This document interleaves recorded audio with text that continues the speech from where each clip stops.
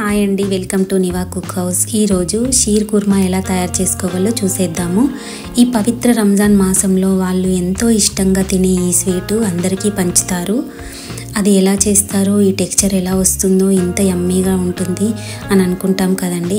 ఏం లేదండి, ఈ వీడియో మొత్తాన్ని స్కిప్ చేయకుండా చూసేయండి. మనం కూడా అంతే టేస్ట్గా చేసుకుందాము. ఇలా డ్రై ఫ్రూట్స్ ఎక్కువగా వేస్తే చాలా బాగుంటుంది.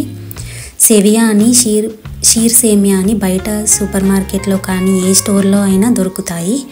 ఇలా రాత్రి నానబెట్టుకొని డ్రై ఫ్రూట్స్ అన్నింటినీ సిద్ధం చేసుకోవాలి. కండెన్స్ మిల్క్, రోజ్ వాటరు, ఇలా చిక్కటి పాలను తీసుకున్నాను. ఇలా 3 రకాల పప్పులని తీసుకొని బాదం పప్పు, జీడిపప్పు, వాటర్ మిలన్ సీడ్స్ రాత్రి నానబెట్టుకొని బాదాంని పొట్టు తీసుకొని మిక్సీ జార్లోకి వేసి కాస్తన్ని పాలు పోసి వీలైనంత మెత్తగా పేస్ట్ చేసి పక్కన పెట్టుకోవాలి. ఒక గిన్నెలో 1/2 కప్పు వరకు నెయ్యిని వేసి మనం రాత్రి నానబెట్టుకున్న జీడిపప్పు, ఈ డ్రై ఫ్రూట్స్ అన్నింటినీ చిన్న ముక్కలుగా కట్ చేసుకున్నాను. ఇలా నెయ్యిలో వేసి బాగా వేయించుకోవాలి. ఇలా చిన్న సెగపై గోల్డెన్ బ్రౌన్ వచ్చే వరకు ఈ డ్రై ఫ్రూట్స్ అన్నింటినీ వేయించుకుంటే మంచి సువాసన వస్తుంది.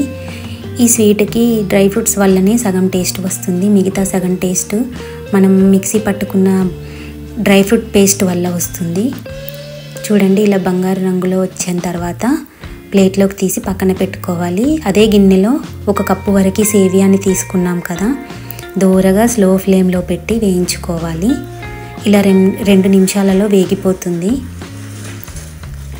ఇలా వేగిన తర్వాత ఒక ప్లేట్లోకి తీసి పక్కన పెట్టుకోవాలి. చూడండి, ఇలా కలర్ మారుతుంది, అప్పుడు చాలా టేస్టీగా ఉంటుంది. ఇప్పుడు అదే గిన్నెలో 1 లీటర్ పాలని తీసుకొని బాగా మరిగించుకోవాలి. ఇలా చిక్కటి పాలను తీసుకుంటే టేస్ట్ బాగుంటుంది ఈ స్వీట్కి. ఇలా మరుగుతున్న పాలల్లో మనం మిక్సీ పట్టుకున్న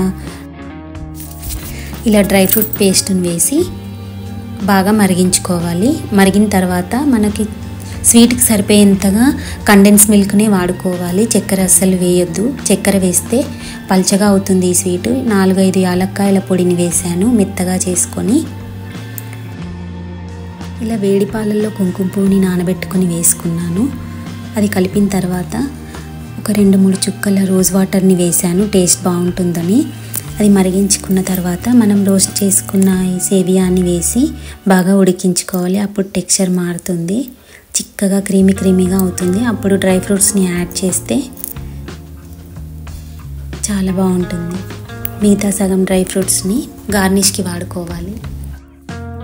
చూడండి, ఇలా ఒక బౌల్లోకి షిఫ్ట్ చేసుకొని పైనుండి డ్రై ఫ్రూట్స్ని యాడ్ చేసి గులాబీ రేకులతో సర్వ్ చేస్తే చాలా టేస్టీగా ఉంటుంది. మీకు కనుక ఈ వీడియో నచ్చినట్టయితే లైక్ చేయండి, షేర్ చేయండి, సబ్స్క్రైబ్ చేయండి. మరొక వంటతో మళ్ళీ కలుస్తాను. Thank you for watching.